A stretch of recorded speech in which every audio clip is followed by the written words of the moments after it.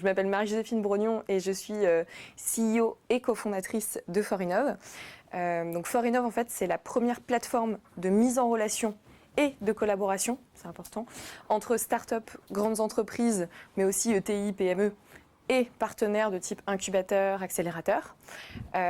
Pour vous raconter un petit peu l'histoire avant de vous expliquer ce qu'est Forinov, moi j'ai travaillé pendant 7 ans en conseil, en innovation pour de grands comptes, des entreprises du CAC 40 principalement, dont l'objectif était de les aider à vraiment avoir un coup d'avance, identifier de nouvelles opportunités business et notamment à faire de l'open innovation, c'est-à-dire travailler avec des startups. J'ai vu à quel point c'était compliqué. Je vous passe les journées sur des événements à revenir avec 7 cartes de visite, ensuite essayer de tenir à jour des fichiers Excel qui étaient obsolètes au bout de 15 jours.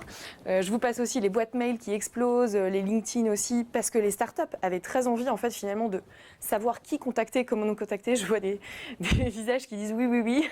Et l'argent aussi dépensé par les startups pour trouver la bonne personne, arriver au bon moment. En résumé, je me suis dit ok, tout le monde se cherche, on a tous besoin de travailler ensemble, ces grands comptes ont besoin des startups et inversement. En revanche, on n'a pas de solution idéale.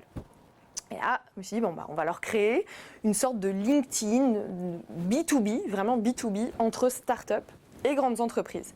Donc ça, c'était fin 2018. Donc je me suis dit, avec cette idée un petit peu vague de il me faut une plateforme un peu communautaire, une plateforme de collaboration avec un peu de CRM, je suis allée voir un CTO en lui disant t'es motivé, il m'a dit t'es un petit peu folle, mais il m'a dit ok on y va. Et puis on s'est lancé donc fin 2018 et on a lancé très très rapidement sur le marché un premier MVP en 2019 pour pouvoir tester le produit et se dire quel est vraiment le besoin de part et d'autre. Donc concrètement aujourd'hui, qu'est-ce que c'est Forinov ? Eh bien Forinov, comme je vous l'ai dit, c'est donc une plateforme de collaboration. C'est avant tout une communauté sur laquelle on va retrouver 3 typologies d'acteurs. Donc on s'inscrit soit en start-up, soit en entreprise, c'est-à-dire je suis à la recherche de solutions innovantes, soit en partenaire, donc incubateur, accélérateur.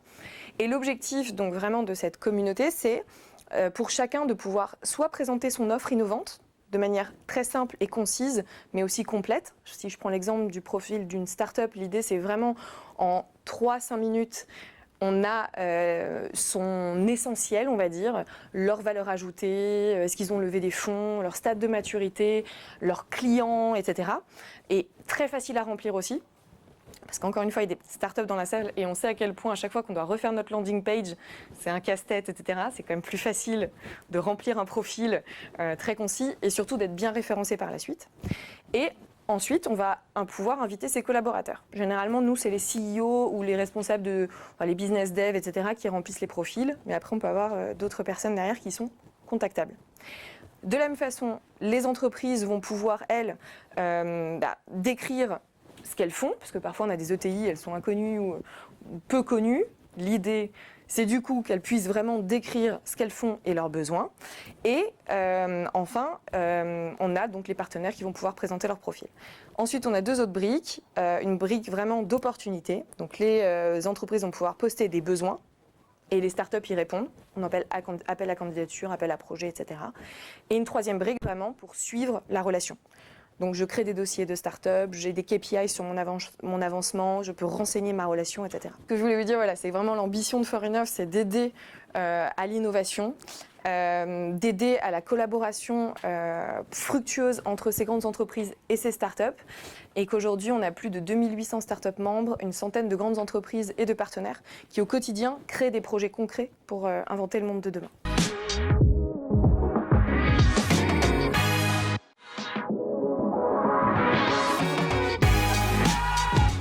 Bonjour à tous. Alors moi je vais vous demander d'abord de faire un petit exercice de projection mentale. Donc vous recevez un coup de téléphone, c'est votre parent ou un de vos proches qui vient de vous dire qu'il vient de chuter à domicile. C'est un peu la panique, les secours arrivent. Bon, le diagnostic tombe, fracture de la hanche. L'opération se passe bien et là il faut juste organiser la sortie à domicile, enfin le retour à domicile. Il faut trouver des professionnels de santé, mettre en place du service à la personne et gérer un nombre incalculable de démarches administratives. Et là, votre rôle d'aidant vous percute. Vous savez faire tout ça sur le principe, sauf que ça demande beaucoup de temps et du temps, on court tous après. Et concrètement, on sera tous confrontés à cette réalité parce qu'en 2040, un Français sur 4 aura 65 ans et plus et 8 Français sur 10 souhaitent vieillir à domicile. D'où le service qu'on propose, donc Grab Care, que j'ai créé. Donc Grab pour attraper, Care pour prendre soin. Notre objectif, c'est de proposer un service de conciergerie pour accompagner les seniors et les aidants à bien vieillir à domicile. Donc ce qu'on va faire, c'est qu'on va faire un bilan d'autonomie où on va aller évaluer en fait différents domaines, donc 6 domaines en particulier, le logement, le lien social, la prévention, les démarches administratives, le bien-être et bien sûr la perte d'autonomie. À l'issue de ce bilan, on va faire des recommandations et on va proposer un plan de suivi. Donc, mais vous allez me dire, d'où vient cette idée ? Donc moi, je m'appelle Manuelle Pellissier, je suis infirmière de formation avec un parcours un peu original et très vraiment orienté à l'international. Et c'est d'ailleurs en Australie, en fait, où j'ai expérimenté le concept de notre projet, qui est le care management. Donc à l'époque, on évaluait, en fait, j'évaluais moi-même les besoins de personnes hospitalisées pour faciliter le retour à domicile. Et ça a vraiment révolutionné, en fait, ma vision sur les prises en charge. D'où l'idée de proposer vraiment un service d'accompagnement sur mesure et individualisé pour justement faciliter soit le retour à domicile ou le maintien à domicile. Ça permet de soulager les aidants et de respecter le choix de nos aînés de rester à domicile. Pour s'organiser, on développe en fait une plateforme numérique. Justement, notre credo, c'est les technologies numériques au service de l'humain et pas l'inverse. Donc, on travaille sur cette plateforme qui va nous optimiser justement le bilan en regard des recommandations et nos professionnels référencés sur la plateforme pour qu'on optimise ces prises en charge. Donc, vous en doutez, je ne suis pas toute seule pour réaliser tout ça. On est 4, donc on est une jeune start-up dont c'est créé en janvier 2022. Donc j'ai mon associé qui est vraiment orienté sur la plateforme tech avec notre développeur et j'ai une collaboratrice qui travaille vraiment avec moi sur la partie coordination. Aujourd'hui, on a une quinzaine à peu près d'accompagnements à notre actif depuis notre lancement. Et en fait, notre modèle économique repose aujourd'hui sur une approche B2C avec donc soit une prise en charge ponctuelle, avec une prestation sur un devis personnalisé ou un abonnement mensuel. On est en train justement d'explorer la piste très clairement du B2B, parce que justement pour se développer, notamment avec des cliniques privées, pour justement leur proposer ce service pour optimiser justement le retour à domicile. On travaille également et on est en contact aussi avec des mutuelles. Et pour finir, aujourd'hui vraiment notre objectif c'est ça, c'est vraiment de se développer en B2B pour vraiment pérenniser notre entreprise et le développement de notre entreprise. Et puis voilà, parce qu'on sera tous un jour ou l'autre aidants, donc aidez-nous et voilà, soutenez-nous.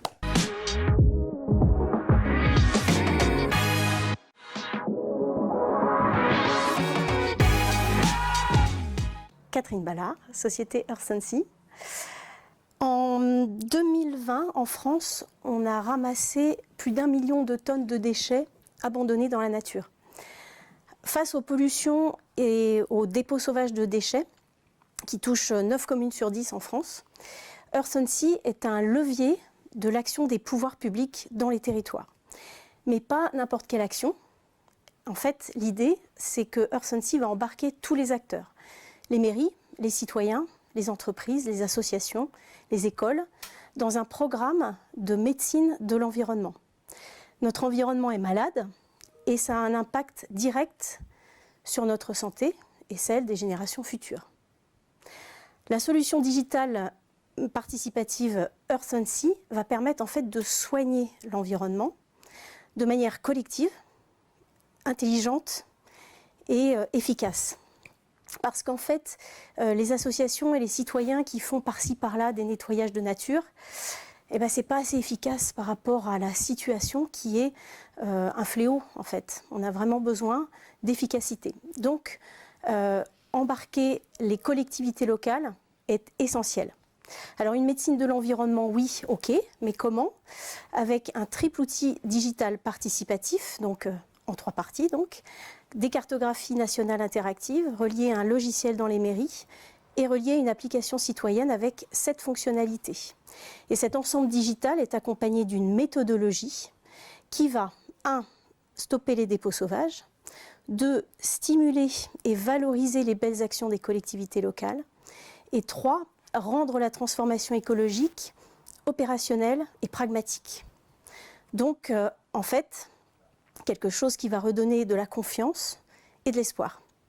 Alors on a 3 verticales d'activité. Une première verticale qui va concerner les communes avec un système d'abonnement et des options d'animation dans les territoires, d'animation pédagogique autour des questions de santé environnementale et également des options sur un volet Smart Eco-City qui répond à des enjeux de souveraineté alimentaire, de souveraineté énergétique, de gestion des déchets, de gestion de l'eau. On a une deuxième verticale d'activité qui est les entreprises de plus de 50 salariés. On va leur proposer des team building de nettoyage de sites, de nature, avec des actions du coup complémentaires à celles des collectivités locales. Et on va valoriser ces belles actions sur une cartographie dédiée, qui est la cartographie des initiatives vertueuses. Troisième axe d'activité, de la data expertise, où on va pouvoir générer, avec toutes les observations captées un petit peu partout sur le territoire, eh bien une évolution, une analyse en fait de l'impact de notre service et également une data analyse qui va permettre aux mairies de capter, sous forme de concertation citoyenne ponctuelle ou continue, l'avis des citoyens et les propositions citoyennes sur la transformation écologique de leur territoire. Et ouais. Donc là, ça y est, bon, d'accord, je me suis un petit peu mince.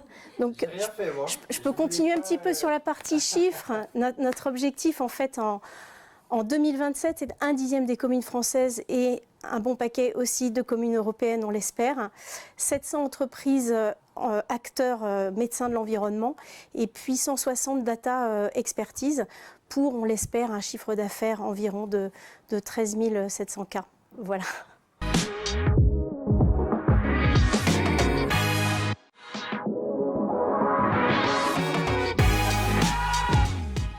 Bonjour à tous, je m'appelle Iris, je suis autrice, compositrice et cofondatrice de Zamizen. Et pour vous permettre de comprendre un peu mieux ce qui nous anime au sein de l'équipe, je voudrais commencer par vous raconter un témoignage. On organise régulièrement des webinaires avec des enseignants partout en France. Et un jour, on a Mathilde, enseignante en maternelle à Lille, qui nous dit « J'ai encore un enfant de 5 ans qui me dit « Maîtresse, moi, je n'y arriverai jamais ». Et tout autour de la table du webinaire, si je peux parler ainsi, les enseignants réagissent « Oui, mais moi aussi j'entends ça, mais ça arrive de plus en plus jeune, ces problèmes de confiance en soi chez les enfants. Et qu'est-ce que ça fait mal au cœur et qu'est-ce qu'on peut faire ?» Alors ce que constate Mathilde, en fait, c'est le talon d'Achille de notre société française. Il faut savoir que la mesure PISA montre que nos élèves sont plus anxieux que les autres, manquent de confiance en eux et ne savent pas coopérer. Et puis le Covid est passé par là, leur bien-être et leur santé mentale se sont dégradés à tel point que la défenseure des droits a tiré la sonnette d'alarme en disant « L'urgence est là, nous ne pouvons plus l'ignorer ». Alors, heureusement, la solution, on la connaît depuis longtemps, à vrai dire. Il faut enseigner aux enfants les compétences émotionnelles et relationnelles, ce que dans le monde du travail, on nomme « soft skills », mais qui en fait sont simplement des compétences de vie qui sont importantes dès le tout début et qui impactent toute la vie des êtres humains. Et on ne parle pas que de bien-être individuel, il y a des études récentes qui montrent qu'il y a en fait une réelle économie du savoir-être avec un impact significatif sur la santé, sur l'insertion professionnelle, sur l'innovation, sur la croissance. Le problème, c'est que les enseignants de leur côté sont en grande difficulté pour transmettre aux enfants quelque chose qu'ils n'ont jamais appris pendant leur formation et les outils pédagogiques de qualité manquent. Alors souvent, le sujet reste sous le tapis. Zamizen change les choses en permettant à tous les éducateurs de mettre en œuvre ces apprentissages avec des outils qui sont amusants et prêts à l'emploi pour les enfants de 3 à 11 ans. On a développé ces outils en co-construction avec des enseignants en contexte REP+. Et ça marche. Aujourd'hui, on a 25 grandes villes clientes, plus de 15 000 enfants bénéficiaires, et plus de 90% de nos utilisateurs constatent des changements positifs sur l'attention des élèves, sur la gestion des émotions et le climat de la classe. L'éducation nationale nous soutient avec le label EduUp. Notre rêve, c'est de permettre à tous les enfants de prendre confiance en eux pour qu'ils puissent s'épanouir et devenir les citoyens d'une société bienveillante et collaborative. Aujourd'hui, on est une équipe de 7 personnes, on est unis par la volonté d'impact et on a besoin de soutien, de conseils avisés, de fonds pour nous permettre d'atteindre d'ici 4 ans 400 000 enfants bénéficiaires et puis aller au-delà de la France parce que la problématique des émotions, en fait, c'est une problématique universelle. Alors, je vous invite à en parler avec moi dès aujourd'hui et puis à voter pour Zamizen. Et merci beaucoup pour votre attention.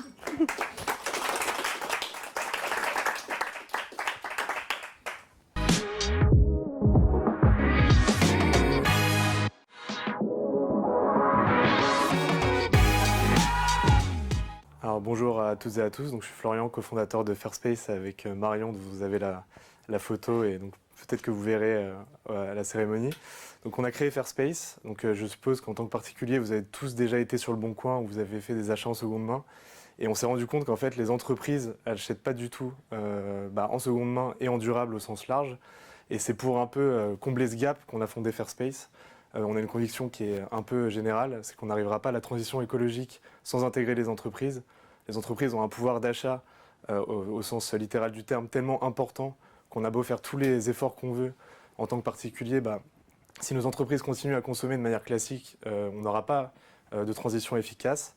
Et du coup, nous, parce que c'est un sujet qui est quand même assez vaste, on s'est concentré sur l'environnement de travail.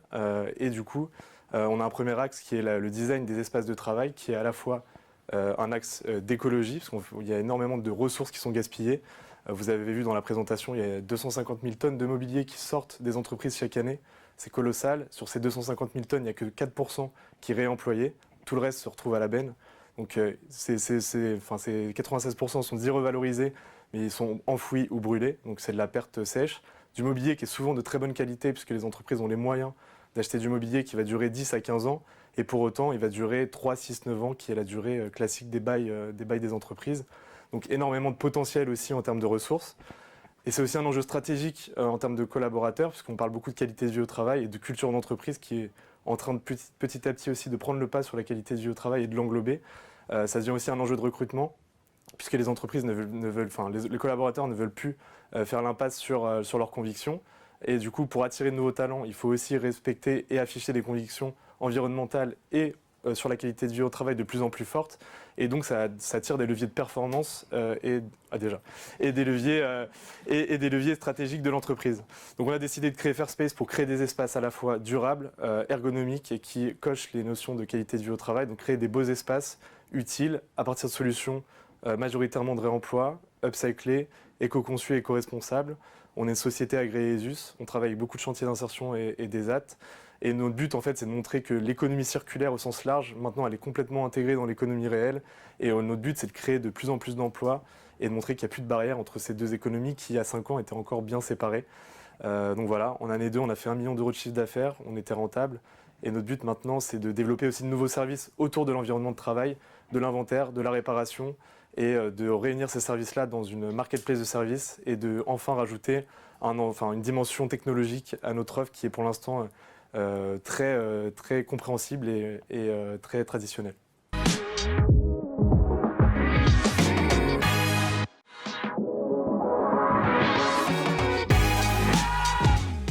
Bonjour à toutes et à tous, je m'appelle Basma Sadani, je suis ex-avocate et je suis la cofondatrice de Deplano. Alors il y a 2 ans, j'ai eu à faire face à un problème administratif vraiment spécifique. Et donc j'ai dû chercher un avocat pour faire face à ce problème. Et ma recherche s'est avérée rapidement périlleuse, voire même stressante. Donc j'étais un petit peu perdue entre les recommandations de mon entourage, qui n'étaient pas du tout adaptées à ma situation, et les milliers de profils d'avocats que je trouvais sur Internet et dont j'étais incapable, dans la rapidité, d'en saisir la réelle expertise. Et donc, devinez quoi, j'ai fait un choix qui finalement s'est avéré inadapté. Le comble pour une avocate. Mais par contre, cette expérience a été vraiment un vrai révélateur pour moi et elle m'a fait prendre conscience que l'accès à l'avocat demeure très compliqué en France. Et donc, d'ailleurs, les chiffres le confirment, 82% des Français estiment aujourd'hui qu'il faut faciliter l'accès à l'avocat. Donc, pour m'attaquer à ce problème, j'ai décidé à 57 ans de tout quitter et de cofonder Deplano. C'est la plateforme qui réinvente la recherche de l'avocat pour la rendre aussi simple que ciblée.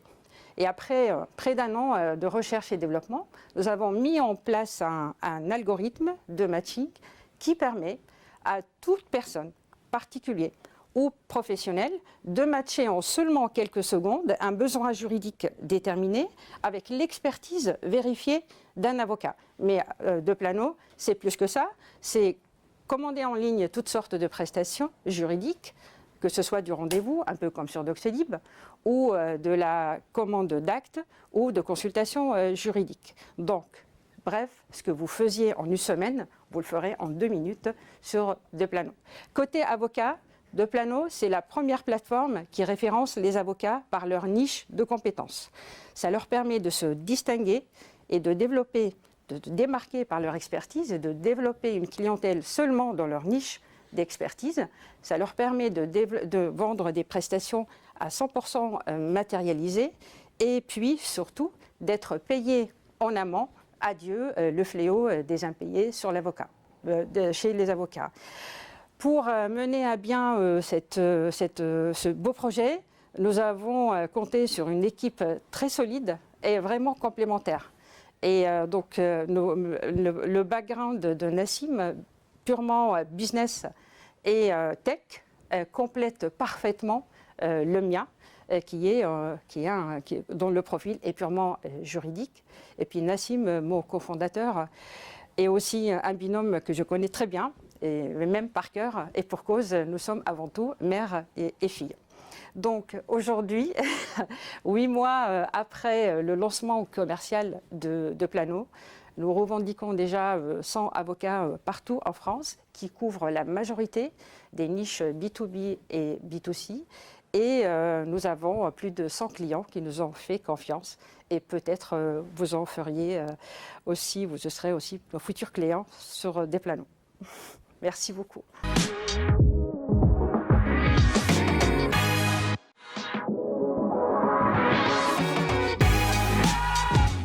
Bonjour à tous, donc je suis Julie Garnier, je suis la fondatrice de MyPet Corner. Donc MyPet Corner, c'est la première plateforme de vente et d'achat d'accessoires de seconde main exclusivement destinée aux animaux de compagnie et à l'équitation. Donc l'idée est née d'un constat simple en 2021. Je ne dispose d'aucune solution fiable et dédiée pour revendre un harnais pour mon chien que j'avais adopté quelques mois plus tôt et qui était aussi trop neuf donc pour être jeté et également trop cher pour être donné.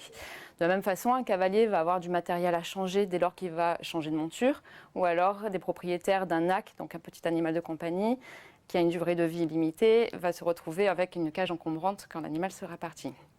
Tout ça pour dire qu'en fait, en France, on compte pas moins de 80 millions d'animaux de compagnie et c'est un marché aujourd'hui de l'accessoirisation qui pèse 580 millions d'euros. Mais l'inflation a aussi des conséquences dramatiques puisque l'année dernière, 7% des propriétaires d'animaux de compagnie envisageaient de se séparer de leur animal et 7% l'ont fait à cause de l'inflation. Et en parallèle de ça, on sait qu'on arrive dans un monde qui est dans une urgence climatique, donc il faut adopter des démarches responsables. Et aujourd'hui, sur le domaine, sur la niche, on va dire, de tout ce qui est l'accessoirisation animalière, rien n'est fait, il n'y a pas encore donc, de solution adéquate. Donc MyPet Corner, c'est un bout de solution. C'est permettre aujourd'hui à des propriétaires, à des cavaliers de faire des bonnes affaires entre eux au bon prix et en adoptant une démarche responsable.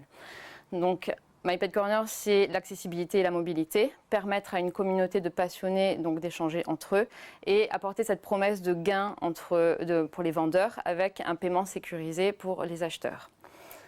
En termes de cible, donc, vous l'aurez compris, la plateforme est C2C, mais il y a également un angle B2C. Alors C2C, puisque ce sont des propriétaires d'animaux de compagnie et également des cavaliers en herbe ou professionnels.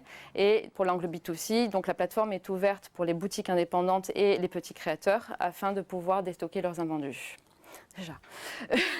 Donc la plateforme est live, donc est sous forme d'application mobile et de site web et donc elle est sortie en novembre 2022.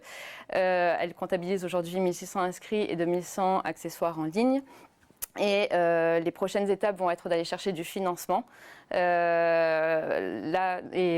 chercher du financement donc, pour faire accélérer la plateforme. Et soutenir MyPet Corner, c'est aussi prendre avec moi le pari d'un engagement, on va dire, environnemental et aussi sociétal, puisque j'envisage d'ouvrir une catégorie de dons entre particuliers d'ici les prochains mois.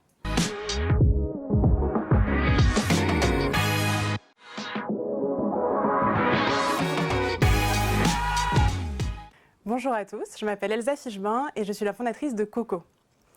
Vous êtes-vous déjà demandé si vous voulez le meilleur pour votre enfant? Évidemment que non, tout le monde souhaite le meilleur pour son enfant, mais comment faire quand on souhaite le meilleur et qu'on n'a aucune information en magasin pour acheter le meilleur? C'est la question que je me suis posée quand j'ai voulu acheter le meilleur biberon et les meilleures couches pour mon neveu qui venait dormir à la maison. Et j'ai donc commencé à poser la question aux jeunes parents, aux jeunes grands-parents aussi, pour savoir un peu leur mode de fonctionnement sur leur prise de décision d'achat. Et je me suis rendu compte qu'il y avait 3 typologies de personnes. On avait ceux qui avaient plus confiance dans le bouche à oreille. On leur avait dit que la couche ne fuyait pas, donc ils sont allés acheter celle-ci. D'autres qui font beaucoup plus confiance au marketing, et parce que le packaging était joli ou le produit allait bien dans leur intérieur, ils choisissaient celui-ci.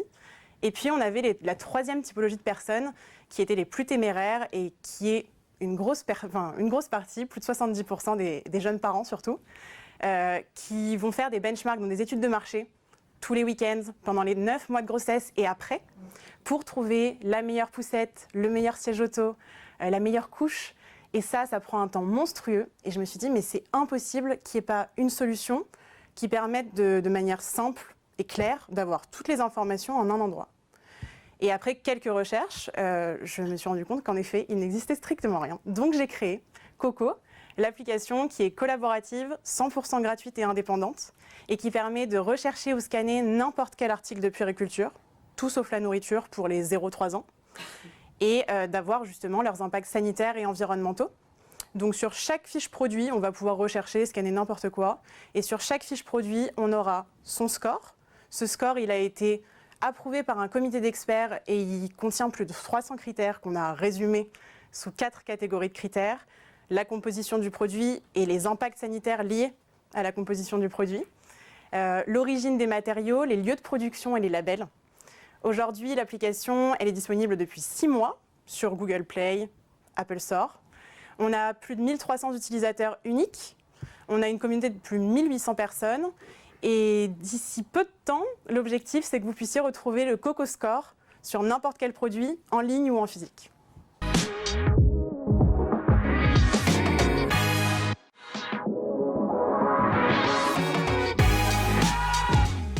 Bien, bonjour à tous. Alors pour vous pitcher Kiosque, je ne vais pas être très original, je vais vous raconter comment ça a commencé. Avec Léa et Alain, mes associés, on était des consultants RSE. Et donc on effectuait des missions pour diverses entreprises. Et au fil de nos missions, on s'est rendu compte que nos interlocuteurs, les responsables RSE, étaient confrontés à 2 problèmes principaux dans, on va dire, l'exécution de la stratégie RSE. On dit souvent que établir une stratégie RSE, c'est plutôt simple. L'exécution au quotidien, c'est autre chose. Donc les 2 problèmes auxquels ils étaient confrontés, c'est le premier, qu'ils passaient énormément de temps à remplir des rapports RSE. Ça prend beaucoup de temps, c'est souvent des grands fichiers Excel avec plein d'onglets. On a aujourd'hui de plus en plus de rapports RSE à produire. On a des rapports réglementaires, il y a des lois européennes que vous devez connaître, la DPEF, la taxonomie, la CSRD qui arrive le 1er janvier 2024. Ensuite, on va avoir des rapports pour des labels ou des certifications comme EcoVadis, Bicorp. On a des rapports internes ou externes pour faire de la communication. Et enfin, on a les rapports pour les investisseurs, que ce soit des banques, des fonds d'investissement ou les actionnaires. Et donc, les responsables RSE passent énormément de temps, 30% en moyenne, à remplir des rapports. Second problème auquel ils sont confrontés, c'est qu'ils sont souvent trop isolés dans les entreprises. Ils ont du mal à les embarquer, impliquer l'ensemble des collaborateurs dans la stratégie RSE. Et donc, pour pallier ces 2 problèmes, nous avons créé Kiosque, qui est un outil qui va venir collecter automatiquement l'ensemble des données RSE de l'entreprise. Pour 2 choses donc. La première, ça va être de pré-remplir l'ensemble des rapports RSE que l'entreprise doit produire. Et la seconde, ça va être de créer des tableaux de bord avec les indicateurs importants pour l'entreprise.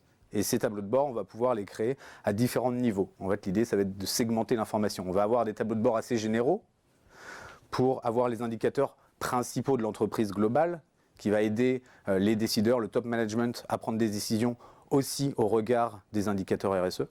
Et ensuite, on va pouvoir segmenter l'information, que ce soit par business unit, par pays, par filiale ou même par métier. Par exemple, on peut prendre l'exemple du marketing. On pourra créer un tableau de bord spécial pour l'équipe marketing. L'idée, c'est de dire au directeur marketing, maintenant, tu as tes datas qui se remettent à jour automatiquement tous les mois et tu vas pouvoir prendre des actions là-dessus. Ça va être notamment pratique pour savoir comment prioriser ces actions, choisir celles qui ont le plus d'impact et de pouvoir mesurer les conséquences de ces actions directement.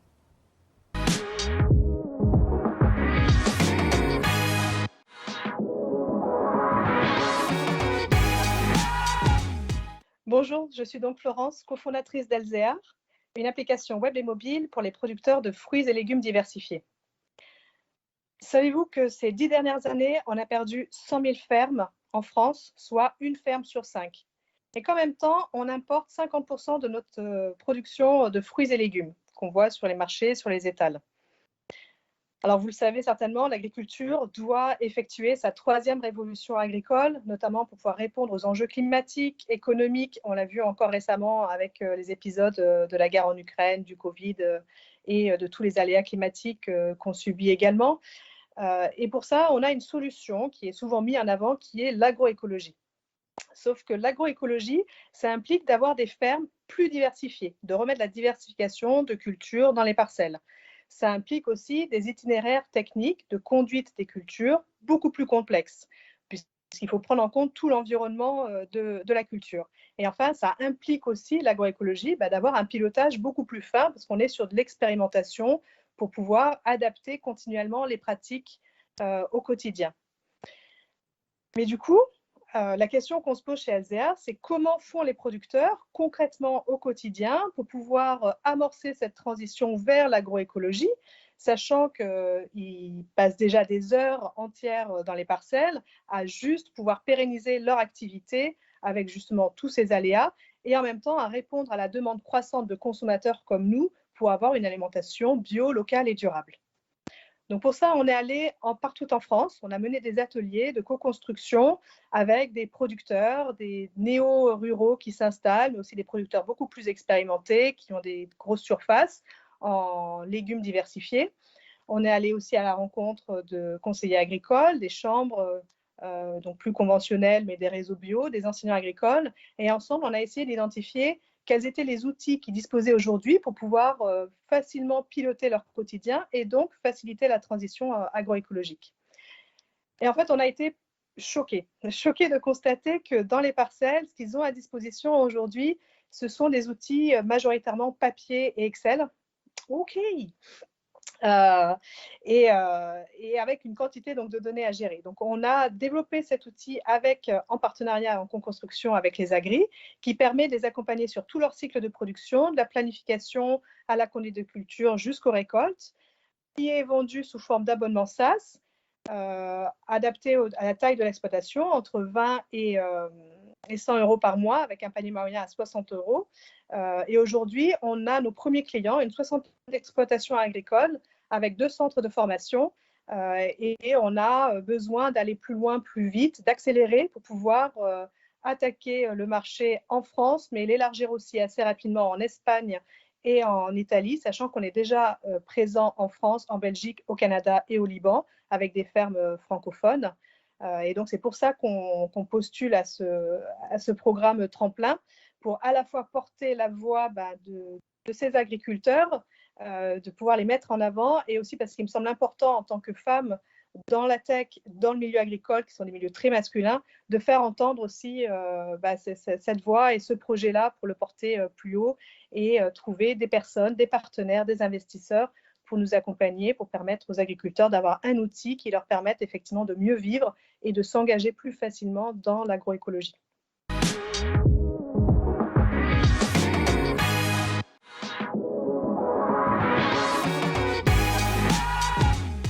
Bien, écoutez, bonjour à toutes et à tous. Je m'appelle Mathilde Cabanis, je suis la cofondatrice de Paupiette.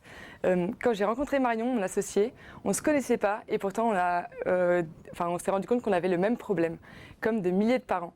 Le problème, c'est tous les soirs, quand on rentre du boulot, après une grosse journée de travail, avant de pouvoir nous détendre, on doit encore traverser le tunnel du soir. Et dans ce tunnel du soir, donc avec les enfants, il y a surtout un point qui est un peu de tension, c'est les repas, la gestion des repas, faire les courses, trouver des idées, préparer les repas et nettoyer. Et donc c'est vrai que on s'est dit qu'il y avait une vraie problématique de la gestion des repas pour les familles et c'est comme ça que nous avons eu l'idée de créer Paupiette. Donc Paupiette, c'est des bons petits plats prêts à déguster pour les enfants de plus de 3 ans qu'on vient livrer à domicile partout en France.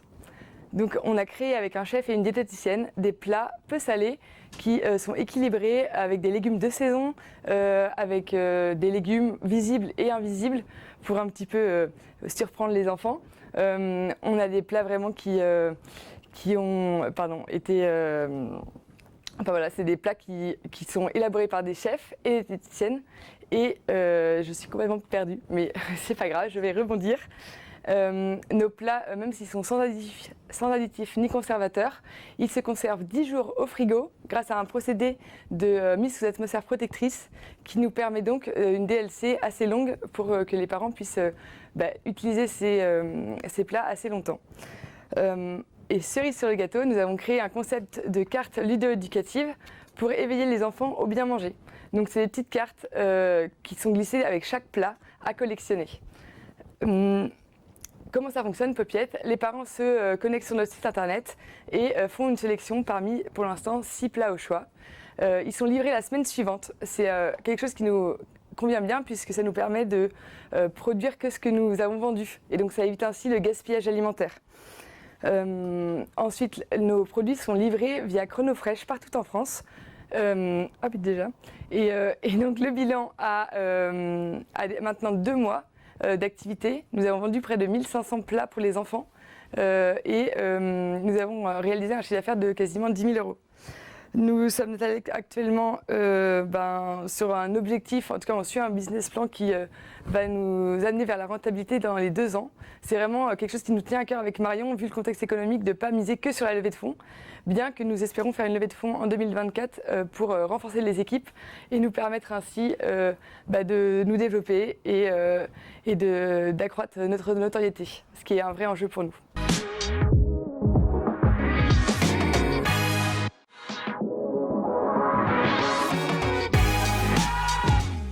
Gestion de succession, clause bénéficiaire d'assurance vie.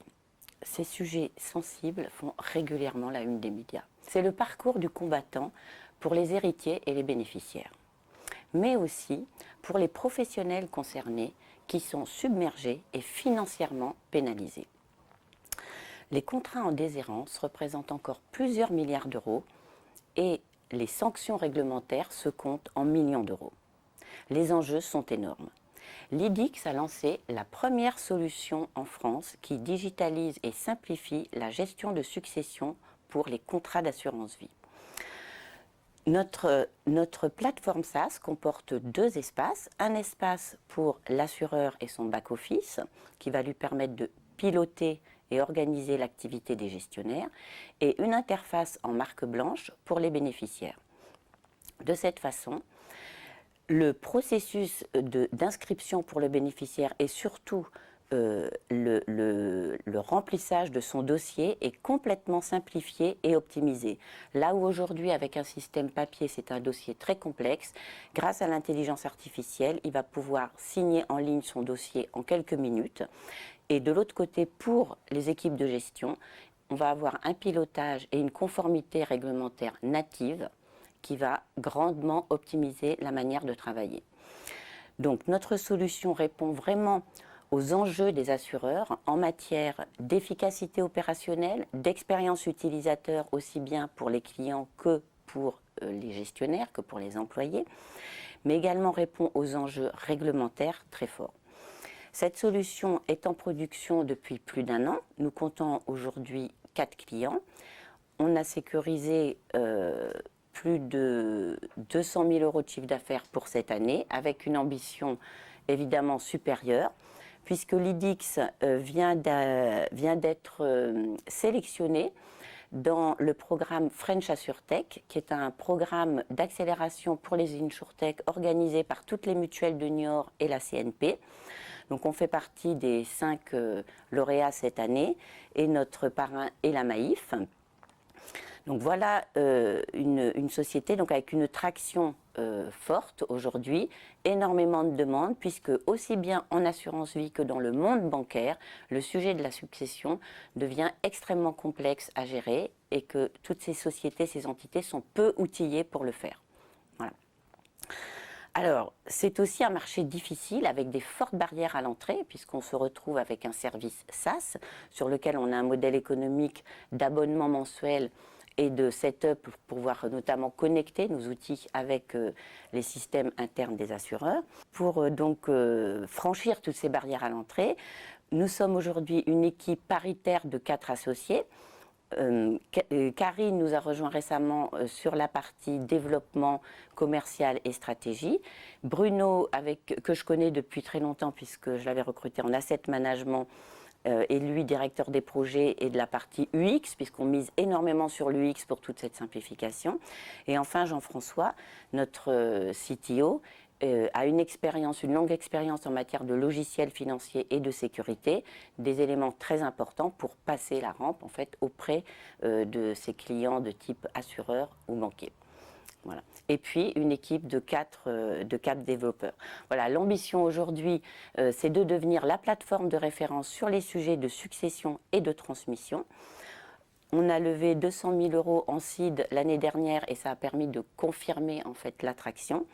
Et cette année, on lève des fonds pour justement aller plus loin, notamment auprès du secteur bancaire et à l'international. Voilà.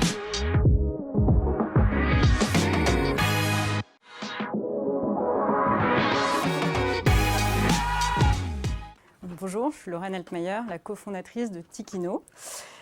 Ces dernières années, on a vu vraiment une explosion des nouveaux appareils électroniques qui sont arrivés pour les adultes, beaucoup pour écouter de la musique, regarder des vidéos, donc des smartphones, des tablettes de plus en plus perfectionnées. Et ce sont ces mêmes appareils qu'on met entre les mains des enfants pour regarder de la vidéo ou des contenus adaptés par eux, sauf que les appareils qu'on leur met entre les mains ne sont vraiment pas sécurisés et pas adaptés à leur âge. Les conséquences, on les connaît tous, ils sont de plus en plus mis en avant par les professionnels de santé, troubles de l'attention, difficultés d'endormissement, troubles de la vue, et j'en passe, à tel point qu'il y a un projet de loi là, qui va être adopté, dont on ne parle pas beaucoup, mais qui va être adopté prochainement pour limiter justement le temps d'exposition des enfants face à ces appareils électroniques. Et c'est la raison pour laquelle nous, on a voulu permettre aux enfants de profiter de contenus vidéo, mais à travers un support qui est adapté. Donc on a cofondé avec mes 2 associés Tikino, donc qui est un projecteur pour enfants qui permet de diffuser des vidéos légèrement animées au mur et au plafond, sans lumière bleue, de manière totalement sécurisée, c'est-à-dire qu'il n'y a pas de risque que l'enfant tombe sur des contenus qui ne soient pas adaptés ou pas de son âge. Et parallèlement, on a développé toute une bibliothèque de contenus ludo-éducatifs dédiés, qui vient se télécharger dans l'appareil directement par Wi-Fi. Cette bibliothèque, on l'a pensée donc pour notre cible qui est entre 3 et 8 ans. Dans les faits, on est de 9 ans à peu près. Et on l'a pensée pour qu'elle soit la plus riche et la plus qualitative possible. Donc on propose à la fois des histoires et de la poésie, mais aussi beaucoup de contenu éducatif. Et c'est là où vraiment notre valeur ajoutée intervient, c'est qu'on va vraiment créer des contenus ou co-créer ou en partenariat avec des maisons d'édition aussi, des contenus qui développent toutes leurs connaissances dans énormément de domaines, l'art, l'histoire, la géographie, la mythologie, les langues très prochainement, où on va vraiment utiliser l'image avec un rythme d'animation qui soit vraiment adapté à son enfant. Donc l'idée, c'est que l'enfant ne soit pas bombardé d'images comme beaucoup de dessins animés. Pour eux, c'est d'avoir un rythme adapté et on se rend compte que l'enfant est tout aussi captivé quand le rythme d'animation est adapté et plus lent. Et surtout, on va vraiment travailler sur une qualité visuelle belle et un sound design vraiment de qualité pour que le parent aussi ne trouve pas ce type de contenu ailleurs. Aujourd'hui, on a rencontré un très très fort engouement suite à notre campagne de crowdfunding qu'on a livré. On en a produit et vendu un peu plus de 3000 à date et on voit que notre business model a été largement validé puisque c'est principalement nous sur la vente de contenu récurrent que notre business model est fondé. Et aujourd'hui, ils sont vendus à l'unité sur notre site internet et on en a vendu plus de 23 000 en l'espace de 9 mois alors que notre parc est encore assez restreint de projecteurs, on en a 3000. Donc c'est encore assez restreint, mais on voit que ce business model-là a été largement validé. Donc aujourd'hui, on cherche évidemment à multiplier les partenariats, à faire grandir cette bibliothèque.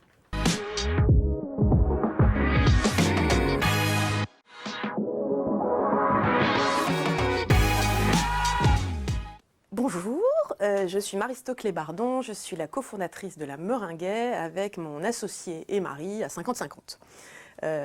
C'est une histoire de gourmands et de monomaniaques de gastronomie. Notre dessert préféré, c'est la pavlova. C'est une meringue craquante et moelleuse, de la bonne crème fouettée et des fruits frais. Et en fait, on a dédié notre première boutique de la Meringuet à ce dessert, qui est donc notre dessert préféré. avec une première boutique qu'on a ouverte en octobre 2015 dans le 17e à Paris. Très vite, en fait, ça a très bien marché et donc nous avons ouvert 4 autres boutiques dans Paris aussi, la dernière à Neuilly, avec une ambition qui était de rendre la pavlova accessible au plus grand nombre, alors d'abord aux Parisiens. Et puis le dernier point, c'est qu'on a lancé dans la grande distribution un produit qui s'appelle 1, 2, 3 Pavlova, qui est une meringue moelleuse en kit pour faire sa pavlova en 5 minutes. 1 la pavlova, enfin 1 la meringue moelleuse, 2 la crème, 3 les fruits. Et hop, c'est prêt. Nous avons évidemment une ambition. Alors aujourd'hui, on est 30 personnes. On a une ambition de grandir et finalement de dupliquer notre modèle en franchise en France, d'aller ensuite à l'international et bien sûr de faire implanter notre produit absolument génial en grande distribution partout en France, voire en Angleterre, en Grande-Bretagne, en Irlande, enfin bref, de façon un peu plus large. Nous sommes des entrepreneurs un peu sur le tard. Donc, j'avais 45 ans, Benoît en avait 48. Donc, on est un peu moins start-upper que d'autres, on va dire. Et dans ce contexte-là, en fait, pourquoi on a fait ça? Parce qu'on avait des convictions fortes. Des convictions fortes de sortir aussi des grands groupes dans lesquels on était cadre dirigeant pour monter quelque chose qui nous ressemble. Alors les convictions, c'est quoi? Bien évidemment, en plus de l'égalité femmes-hommes, qui est un des leitmotivs que nous avons à la Meringuet, on ne fait jamais de différence. Voilà, chaque personne est une personne, peu importe son sexe, pour la faire grandir dans l'entreprise. La première conviction était une conviction environnementale. Donc c'était comment faire de la pâtisserie de façon plus moderne, plus légère, moins sucrée, plus de saison, plus en direct avec les producteurs. Donc ça veut dire quoi? Ça veut dire des fruits qui sont effectivement sourcés le plus en direct possible, producteurs. Nos fraises, là par exemple, nos fraises viennent de Sologne et nos framboises viennent de Corrèze. Elles sont particulièrement bonnes en ce moment. Le deuxième point, c'est de réduire au maximum les emballages. Alors on essaye d'être frugaux, c'est-à-dire une boîte qui protège notre gâteau mais qui n'a pas trop d'emballage, des sacs en papier qui sont aussi light, des verrines depuis le début qui sont consignées, donc des verrines en verre qui sont consignées que nos clients ramènent. On essaie de réduire le gâchis alimentaire. Donc gâchis alimentaire, ça veut dire réutiliser la meringue, faire des confitures avec les fruits qui sont trop mûrs. Et je sens ma... Et alors, c'est un métier avec beaucoup de main-d'œuvre. Donc aujourd'hui, 30 personnes, beaucoup de main-d'œuvre aussi bien en vente qu'en pâtisserie.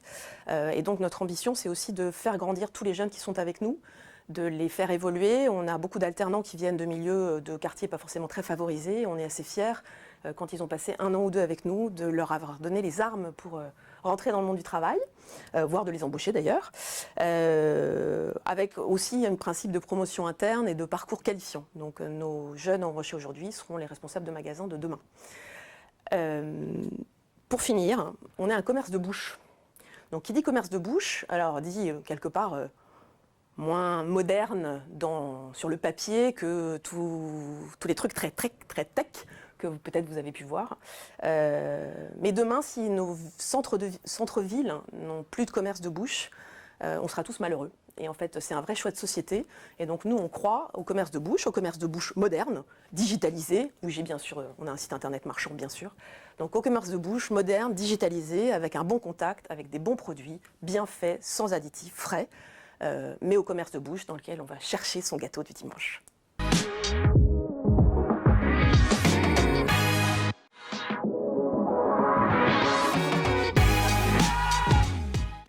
Donc, Victoire Bach, cofondatrice d'Opia, solution face à la crise des hôpitaux. Le planning est l'actif stratégique de l'hôpital. Il est pourtant complexe à créer et à gérer. Prenons le cas de Morgane. Morgane est médecin aux urgences pédiatriques à Lyon. Il gère le planning pour 40 personnes, doit prendre en compte les demandes de tout le monde, des contraintes réglementaires et des habitudes de fonctionnement. Et cela, Morgane le réalisait à la main. Oui, à la main. Car il n'existe pas de solution permettant d'automatiser correctement la gestion des plannings. Cela prend jusqu'à 90% du temps d'un cadre, et donc c'est du temps médical et paramédical perdu. Et ça impacte tout l'hôpital, la qualité de vie au travail, la prise en charge des patients et l'efficience des établissements. Et coûte en moyenne 2 millions d'euros par an par hôpital. C'est pour résoudre ce problème que nous avons créé Opia. Opia est une solution de planification optimisée des ressources humaines à destination des établissements de santé. Concrètement, nous automatisons toutes les tâches chronophages et intégrons tous les facteurs nécessaires à la planification pour proposer un planning équitable et optimal en un clin d'œil. Opia est la seule solution automatisée et optimisée sur le marché permettant de répondre à l'intégralité des besoins des hôpitaux, même les plus complexes. Le marché français représente 130 millions d'euros annuels. Nous pensons atteindre 20% d'ici à fin 2026. Et nous mettons déjà des études pour l'étranger. Nous avons cofondé Opia en 2020 à Centrale Supélec. Notre premier salarié est un docteur en algorithmique et avons une solide équipe en recherche et développement. Nous comptons 2 fois plus de femmes que la moyenne du secteur et 3 pôles sur 5 sont dirigés par des femmes. Nous nous sommes quasiment autofinancés jusqu'ici avec des subventions du ministère des Armées, de la BPI et du PIA 4. Nous avons mené une levée de fonds en début 2023 pour accélérer notre commercialisation. En 2024, Opia, c'est 60 000 utilisateurs, 5 millions de chiffres d'affaires, 45 personnes paritaires et une société rentable. Aujourd'hui, le planning est décrit comme l'un des principaux facteurs de la crise des hôpitaux. Opia apporte une solution concrète, rentable, qui améliore la qualité de vie, la prise en charge et l'efficience des établissements. Avec Opia, repensons la gestion des ressources à l'hôpital.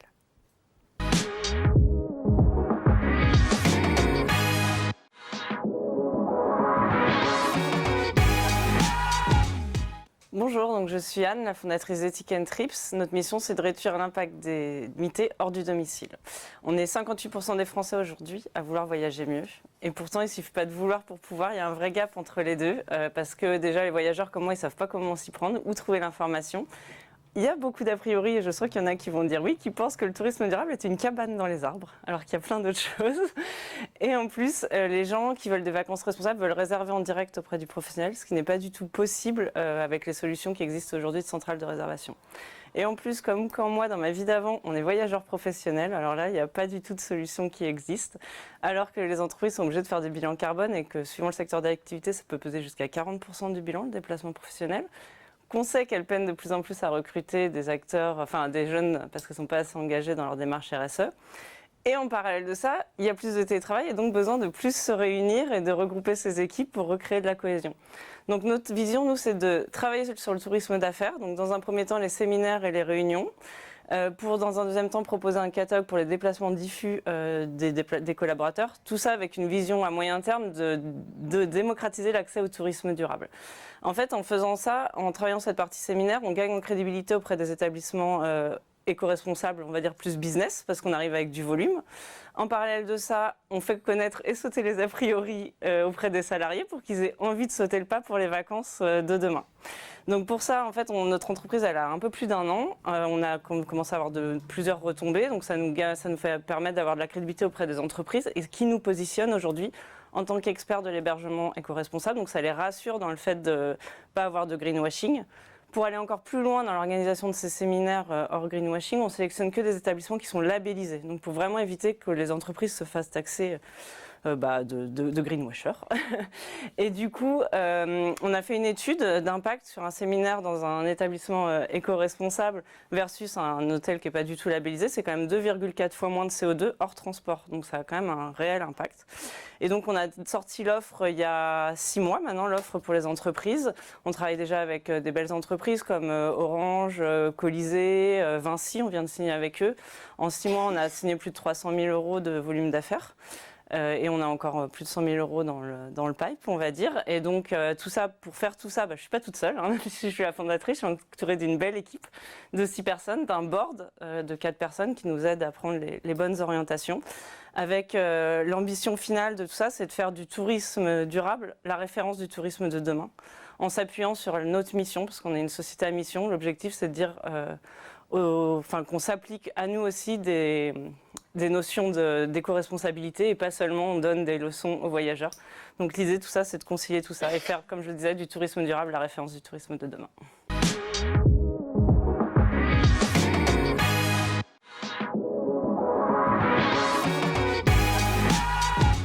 Je suis Laura Chavigny, je suis la cofondatrice d'Underdog. C'est une société d'électroménager reconditionné que j'ai cofondée avec Claire Breton et Léa de Firkowski. Donc on a des co-founders féminines exclusivement. Underdog, on l'a créé pour 2 raisons. La première, c'était à cause d'un chiffre, 48. C'est le nombre de machines qui sont jetées chaque minute en France. de machines de gros électroménagers. Donc c'est à peu près 2 tonnes de produits électroménagers. Et pour que ce soit un peu plus visuel, c'est le poids d'un gros hippopotame. Et donc ça, c'est chaque minute en France. La deuxième raison pour laquelle on a créé Underdog, c'est parce que on sent bien que le reconditionné est en train de changer notre manière de consommer. On l'a vu il y a des années sur le secteur de l'automobile, où il y a eu une explosion du nombre de machines de voitures d'occasion qui étaient vendues. Et puis plus récemment, et on en a été sans doute les clients, mais une grosse explosion du nombre de smartphones reconditionnés qui circulent sur le marché. Aujourd'hui, c'est 17% des ventes de smartphones. Si on prend le marché de l'électroménager, c'est seulement 3% des ventes. Donc vous étiez hors norme. C'est ça qui nous a conduite à créer Underdog. Donc Underdog, c'est pour nous une mission simple, c'est faire de l'électroménager reconditionné une nouvelle évidence, une nouvelle norme de consommation, pour des raisons qui sont doubles. La première, c'est écologique, et la seconde, économique. Underdog aujourd'hui, c'est un atelier de reconditionnement qui est basé en France, à Nantes, et puis un site internet underdog.shop, sur lequel vous retrouverez notre offre d'électroménager reconditionné. On a environ 120 pièces aujourd'hui au moment où je vous parle. Aujourd'hui, nous, on est présente sur l'intégralité de la chaîne de valeur. Donc en fait, on va récupérer des produits. C'est souvent des produits qui sont en panne, soit des pannes de mise en service, soit des pannes SAV, soit des produits qui sont abîmés par le transport, parce que c'est quand même des produits qui restent lourds et difficiles à transporter. Et ensuite, on reconditionne ces produits dans un atelier qui est situé à Nantes. Et on reconditionne nous-mêmes. Parce qu'on fait souvent la confusion. Donc nous, on a des personnes dans notre atelier qui reconditionnent. Et le reconditionnement, c'est quoi? En fait, le reconditionné, ça fait partir d'un univers de l'occasion. Et on fait un diagnostic, on répare, on teste, on nettoie avant l'expédition. Ensuite, les produits sont mis en vente sur notre site internet underdog.shop.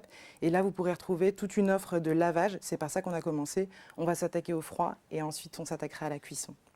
Les produits sont proposés avec une décote par rapport au neuf.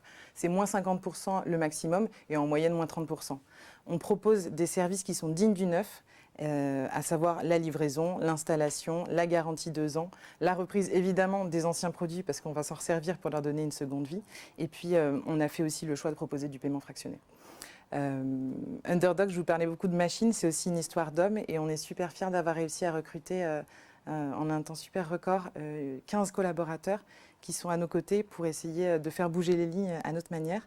Et puis je finirai avec pourquoi Underdog, parce que ce n'est pas le sous-chien. Underdog, c'est le challenger, l'outsider, celui qu'on n'attend pas. Et donc on trouvait que ça parlait super bien de nos machines et on espère que ça parlera aussi bien de nous sur la ligne d'arrivée. Merci à tous. «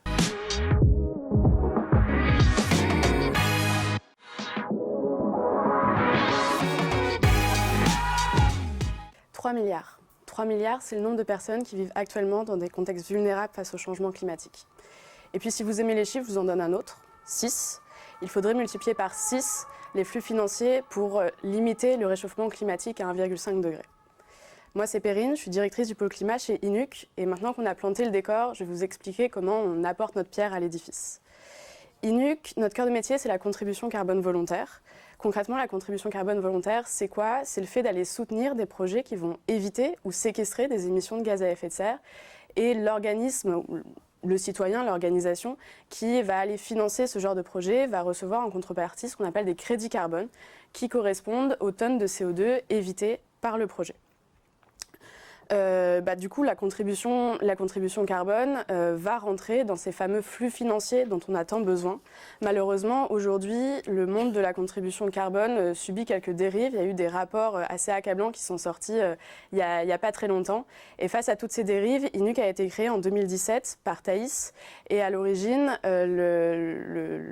l'offre, c'était d'avoir une contribution carbone vraiment traçable, rigoureuse et locale.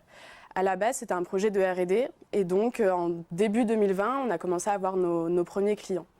Derrière chaque crédit carbone vendu, on s'attache à avoir une relation de long terme avec nos partenaires producteurs d'énergie renouvelable. On s'attache aussi à leur donner une juste rémunération, c'est-à-dire qu'on fait payer les coûts de certification de nos crédits carbone à nos clients et pas aux porteurs de projets, ce qui est assez unique en son genre. Et puis, nous, nos projets, on ne travaille qu'avec des projets d'énergie renouvelable parce qu'aujourd'hui, c'est le cœur du problème. 80% de l'énergie qu'on consomme aujourd'hui vient des énergies fossiles. Et donc, en développant des projets d'énergie renouvelable, ça permet de se substituer aux énergies fossiles et donc d'éviter des émissions de gaz à effet de serre. Et puis, une autre valeur ajoutée de Inuk, c'est qu'on ne travaille qu'avec des projets locaux en France et en Europe.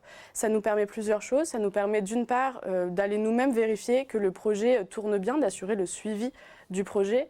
Et puis, finalement, c'est bien nos économies à nous, nos modes de vie qui sont au cœur du problème. Et donc, finalement, il faut décarboner devant sa porte. Et donc, c'est pour ça qu'on va aller soutenir des projets qui sont que en France et en Europe et pas à l'autre bout du monde. Aujourd'hui, Inuk a bien grandi. On est une petite dizaine. Il faut dire qu'on est plus de 50% de femmes dans l'entreprise qui sont présentes à la direction, dans l'équipe climat, mais aussi dans l'équipe tech. Et donc, c'est assez rare pour être souligné.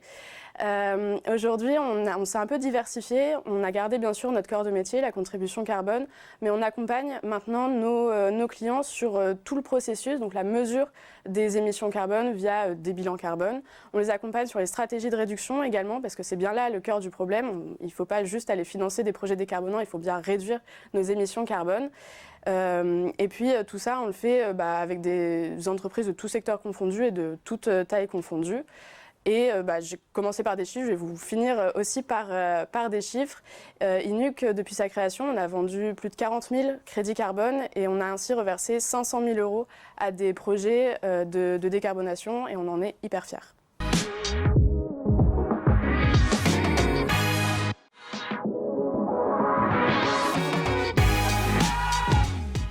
Bonjour, je m'appelle Elsa Brio, je suis cofondatrice et directrice générale de Panthérapie qui développe des traitements innovants pour les maladies neurologiques dont l'épilepsie. L'épilepsie, c'est la première maladie neurologique de l'enfant. Ça touche près d'1% de la population et il faut savoir qu'aujourd'hui, encore plus d'un patient sur 3 ne répond à aucun traitement. Ça a des conséquences dramatiques pour les patients avec des problèmes de développement, des comorbidités, même du décès. Et c'est un coût de 3,5 milliards par an rien qu'en France. L'épilepsie, c'est un ensemble de syndromes. Dans un syndrome en particulier, il y a plus de 70% des enfants qui ne répondent à aucun des traitements. Pour ces enfants, quand c'est possible, on les oriente vers la chirurgie. L'objectif est d'enlever la partie du cerveau à l'origine des crises d'épilepsie. Mais là encore, c'est inefficace dans 50% des cas, ce qui laisse les patients sans solution. Des chercheurs du Collège de France ont pu récupérer ce tissu post-opératoire. Ils ont montré que ex vivo, ce tissu continue à faire des crises d'épilepsie.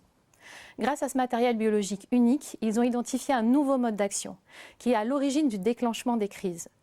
En bloquant ce mécanisme d'action, on arrive à stopper les crises dans plus de 80% des cas, des crises qui étaient initialement résistantes, et ce, sans avoir aucun impact sur les autres processus cognitifs. C'est ça l'innovation de Panthérapie, réussir à stopper les crises sans éteindre le cerveau, pour des traitements plus sûrs et plus efficaces pour les patients. La société a été créée en 2021 par les 2 inventeurs et 2 personnes qui connaissent le développement de produits pharmaceutiques, 50% d'hommes, 50% de femmes. Nous sommes lauréats de l'iLab, du prix d'innovation iLab, et notre premier produit est une formulation pédiatrique qui peut s'adapter au poids de l'enfant, qui peut être prise dès 6 mois pour protéger le cerveau le plus rapidement possible, et sera testée chez le patient dès l'année prochaine. Nous envisageons de faire une licence avec une société pharmaceutique en 2026, après les résultats de l'efficacité clinique. Cette société pharmaceutique s'occupera de la commercialisation et nous avons déjà des contacts avec 3 sociétés qui sont sur le marché de l'épilepsie.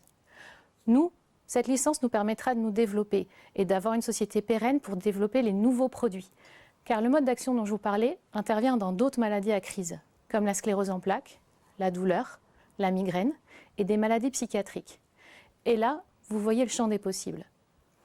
Nous avons tous les outils pour développer ces produits. Nous sommes implantés en France et nous espérons faire en sorte que nos idées deviennent les traitements de demain afin d'améliorer la qualité de vie des patients et peut-être que ça concernera vos proches ou vous. Merci de votre attention.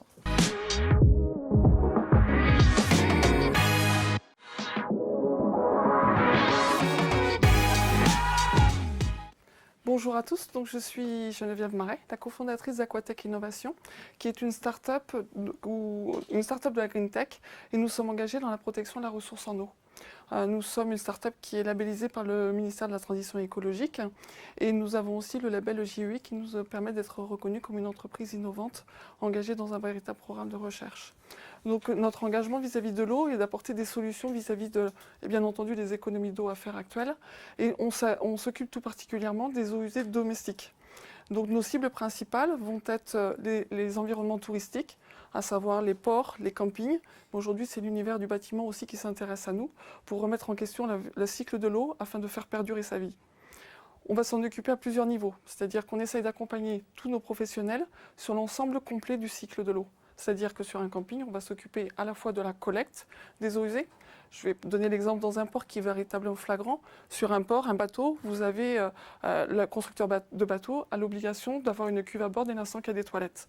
Cette cuve, aujourd'hui, un plaisancier, souvent reconnu comme un touriste, donc plutôt feignant, va avoir du mal à faire la démarche d'aller vider ses eaux usées et donc les rejette dans le littoral. Nos solutions permettent aujourd'hui d'apporter au port une solution de collecte à demeure à côté de la prise bateau et donc ainsi de récupérer toutes les eaux usées. On va apporter ensuite ces eaux usées soit au réseau de la ville existante, soit on apporte une mini-station d'épuration dans tous les cas de figure, quelles que soient les contraintes. Et ensuite, on va apporter des solutions de rosage, des solutions de recyclage. Donc ces eaux usées, c'est à plusieurs niveaux. Vous avez les eaux grises et les eaux noires. Donc les eaux noires, c'est tout ce qui est les WC. Dans ce cadre-là, la réglementation est très stricte, on ne peut pas les recycler. Par contre, tout le reste des usages domestiques, à savoir les douches, les lavabos, etc., on peut donc les recycler. Aujourd'hui, nous apportons des solutions qui vont nous permettre de récupérer ces eaux et après d'alimenter les chasses d'eau, ainsi qu'arroser les espaces verts. Et nous avons également des solutions pour les piscines, pour recycler les eaux de rinçage des piscines, afin de les remettre dans la piscine elle-même et de diminuer leur consommation d'eau. L'objectif de toutes ces solutions vont être à la fois d'apporter une continuité sur l'ensemble du cycle, mais aussi d'accompagner les professionnels à les engager dans cette démarche. Pour ça, c'est le digital que nous avons déployé au cœur de notre activité, avec une unité de gestion que nous avons développée en propriétaire, qui nous permet à la fois de faire fonctionner nos installations tout en étant conforme à la réglementation, et aussi de permettre un suivi de la consommation avec des compteurs connectés, où nous permettons de cartographier tout un ensemble sur une exploitation telle qu'un camping, pour que le professionnel maîtrise sa consommation.